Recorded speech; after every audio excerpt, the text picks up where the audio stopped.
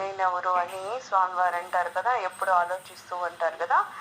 అయితే ఇదేమన్నా మంత్రమా, లేకపోతే ఇదేమన్నా ప్రశ్న అని అడుగుతుంటే అది ఒక మార్గం అని చెప్తున్నారనమాట. అది విచారణ మార్గము. నువ్వెప్పుడు అలాగ నేనెవరు అని ఆలోచిస్తూ ఉంటే ఆలోచనలోంచి మనకి ఆ మార్గం పుట్టుకొస్తుందనమాట. మన లక్ష్యాన్ని చేరాలంటే ఆలోచిస్తూ ఉండాలన్నమాట. సో ఏమని ఆలోచించాలి? నేనెవరు అనేది ఆలోచించాలంటున్నారు. ఆ విధంగా వ్యక్తి తన శ్రద్ధను తనపైన పూర్తిగా కేంద్రీకరించినప్పుడు అప్పుడు ఇంకా వేరే ఆలోచనలు పుట్టవు. ఇంతకుముందు మనం చెప్పుకున్నట్టు ఆలోచనలు అనేవి ఎప్పుడు వస్తూ ఉంటాయి, క్షణక్షణం మారిపోతూ ఉంటాయి.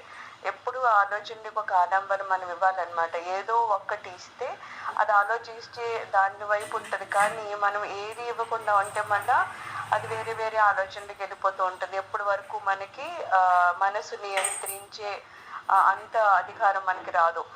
యూజువల్లీ అంత గమ్మున మనం మనసుని నియంత్రించేలాగా చేయలేము.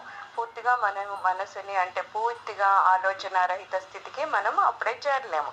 అందుకని ఏమంటున్నారు, ఎప్పటి వరకు నువ్వు పూర్తిగా ఆలోచన రహిత స్థితికి చేరవో అప్పటి వరకు ఏం చేయాలి? ఏదో ఒక ఆలోచన దానికి ఇవ్వాలన్నమాట. ఏదో ఒకటి ఆలోచించు అంటే అది ఆలోచిస్తూ కూర్చుంటుంది. అలా చేసినప్పుడు ఏమవుతుంది? వేరే వేరే ఆలోచనలు మనకి పుట్టకుండా ఉంటాయి. వేరే ఆలోచనలు పుట్టకుండా ఉండాలి కాబట్టి, లేకపోతే వేరే ఆలోచనలు ఉన్నంతసేపు మనం అంతర్ముఖం కాలేము. కాబట్టి ఏమంటున్నారు? నేనెవరు అనే ఒక క్వశ్చన్ అడగమంటున్నారు. ఎప్పుడైనా అంతే కదా, మామూలుగా రోజు ఒక పని ఏదో చేస్తాం, కానీ ఏదో ఒక స్పెషల్ ఫంక్షన్ ఉందంటే మన కాన్సన్ట్రేషన్ ఎక్కడ ఉంటుంది? ఆ ఫంక్షన్ ఎలా చేయాలి, దాని ముందు ఎలాగ వెనక్కి ఎలాగ కాన్సన్ట్రేషన్ అక్కడే ఉంటుంది. ఇంట్లో పనుల మీద ఇంకా మనకి ఇంట్రెస్ట్ తగ్గిపోతుంది, అయితే కాన్సన్ట్రేషన్ తగ్గిపోతుంది. ఇది పర్లేదు, ఎలా జరిగితే ఎలాగ చేద్దాంలే అని ఇంట్లో పని తెచ్చేసుకుని ఆ ఫంక్షన్ సంబంధించినవి ఎలాగా అనేది ఆలోచిస్తూ ఉంటాం. అలాగా ఏదో ఒక స్పెషల్ దానికి ఇచ్చామనుకో ఆలోచనకి, ఇది ఏంటో చూడు, అసలు నేనెవరో ఏంటో పట్టించుకో అన్నామనుకో, ఇంకా అది అలా ఆలోచిస్తూ ఉంటుంది అనమాట.